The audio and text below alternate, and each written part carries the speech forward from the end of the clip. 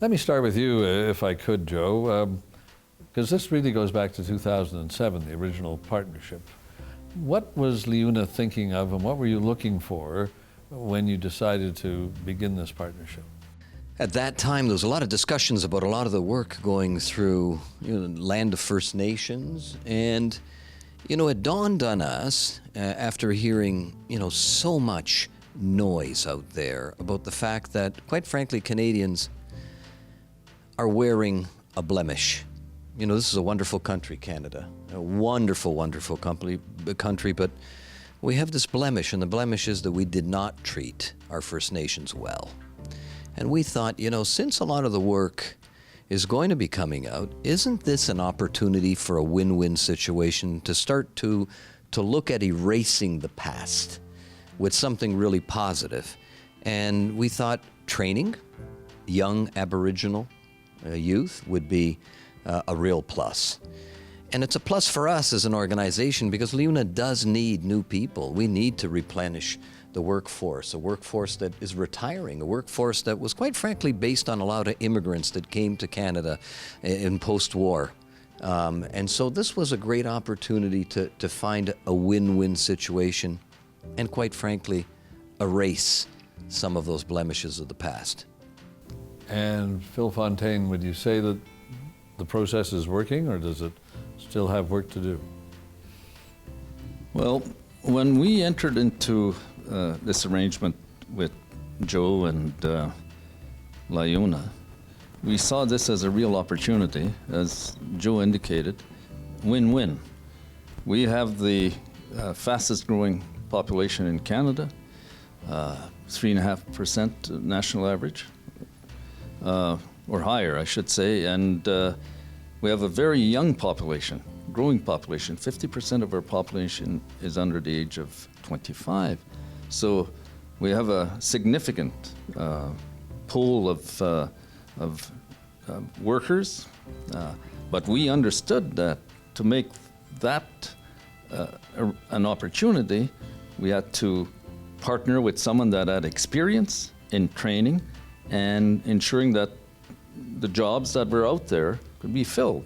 And clearly, we had the kind of resource that LiUNA was looking for, and we thought that it made all sense in the world to partner with someone that had the kind of experience that LiUNA had. So you started off in 2007, and then in 2015, LiUNA went to an Indigenous committee as well. So explain, how does that work?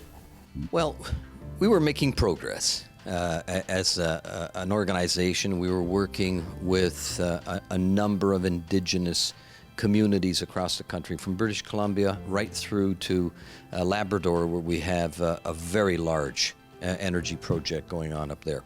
And so we were making some progress, but quite frankly, we weren't satisfied. We weren't satisfied with the numbers that we were putting through our training centers. And quite frankly, we weren't that happy with the retention rate. So, for every 10 Indigenous young people we brought into our training centers, maybe we were retaining 1 or 2. That wasn't good enough. And so what we thought is, look, we better get a committee together here that has some teeth, if I can put it that way. And of course, we went to our good friend Phil, if he would co-chair the committee with me. And we brought a number of the stakeholders around the table and says, what do we need to do to improve our retention rate, number one, to keep more of these young workers working, first of all, and keep them as members, of course, of LiUNA. And a number of ideas have surfaced and are evolving all the time. And we're doing much better. Our retention rate has gone up. And as I mentioned in one of the introductions I made of the Minister of the Environment, I highlighted one of the projects with Enbridge, which Enbridge was actually surprised at the retention rate and surprised at the quality of workers. And so what we took was a group of young people from the Six Nations, as an example, And they're all working right now. They're all working with Enbridge. We have a number of them that we trained that are working with one of our residential contractors that are doing work in the Caledonia area, which is very close. I shouldn't say close. It is part of the Six Nations. And so we have made some substantial progress in a very short period of time. Very, very happy with that. We need a lot more work to do. I mean, we're not even close to being done. But it's a good start, or restart, if I can put it that way. We've reactivated a lot of our initial plans, and it's going extremely well, but we've got a lot more work to do. So Phil, just give us an idea of how it has changed since 2015. Why is the retention rate all of a sudden so much better?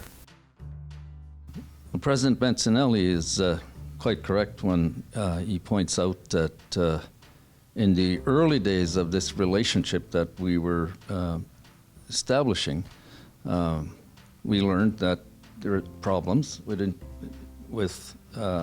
ensuring that people, once they were hired, were able to stay. But we learned by experience, and we're now into year 8 of this relationship. We're both getting better. LiUNA, in terms of ensuring that they recruit people that are committed and are prepared to stay the course. And in our case, making sure that the people that we offer to meet these employment opportunities are people that are committed and are willing to work. And there are many, many, as you know, President Mancinelli in our community that are anxious to work. They're not happy being unemployed, and we all know that the unemployment rates in the First Nation community are just completely unacceptable. And so we are prepared to partner, as we have in the last 8 years, to ensure that there's a mobile workforce that is from the Indigenous community. So, I mean, this seems to me to be groundbreaking and probably a pretty good example to other unions, but other companies, other organizations. You know, experience is also the best teacher. And of course, in the very beginning, we didn't have the experience. We relied completely on, Phil and others who were teaching us, quite frankly, on how to proceed. Because, traditional training in our training centers, we go out there, we recruit people, they come in. If they learn, fantastic. If they can do the skill, they can retain a job. Kind of simple scenario. Not that simple with the Indigenous community, because quite frankly, they've heard this speech before, that if you do something, don't worry about it, everything is going to be fine. Whether it be a treaty, whether it be an agreement. And quite frankly, the level of trust has been eroded. And it took us quite some time to understand that, because quite frankly, it's not our world and it's not mine. And it was very difficult for me to understand that there was a mistrust. And so what we did was we talked, we learned with the Indigenous community. And what we learned is, let's bring an elder, someone that they trust, into our training centers. Let them be a part of the process. And in fact, that's what happened. The elders sat there and they felt comfortable, because they said, if that person, someone I trust, is here, it means that this is a good opportunity. This is something that I can actually put my faith into. So it was a learning process. And the advice that I would give other organizations, other trade unions, and others that want to come into helping replenish the workforce by going out and getting young Indigenous people into our training centers, into the workforce, into these construction sites, is that you have to establish trust.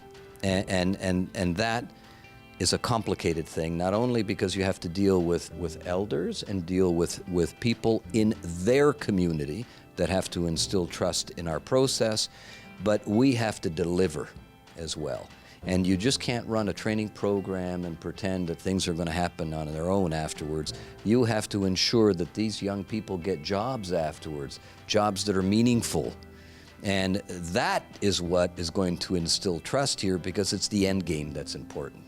You know, anybody can train. There are so many different training centers. We have 14 training centers in Ontario alone. We have training centers in Edmonton, in Calgary, in Vancouver. We have the infrastructure, but that's not even half the battle. Half the battle is ensuring that the end game is important, that these young people are employed at the end of the day, and that's what starts to build the trust.